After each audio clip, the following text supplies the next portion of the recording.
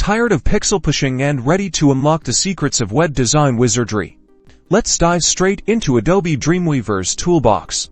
Starting with the most essential, the Insert panel. This is your one-stop shop for adding everything from basic HTML elements to complex interactive components. Begin by clicking any of the tabs like HTML, Common, Layout, or Forms. Each tab holds a collection of pre-designed elements, which will give you an easy starting point. Need a container for your content?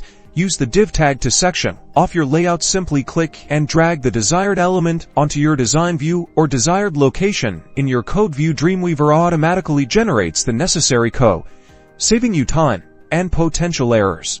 Next up is the Properties panel. Located at the bottom of the program. Here, you can customize the attributes of an element you've selected, such as the div tag we placed in our layout. Things such as width, height, color, and even CSS classes is all adjusted in this location. Quickly format your site with a few settings. Are you ready to bring a visual style to your website?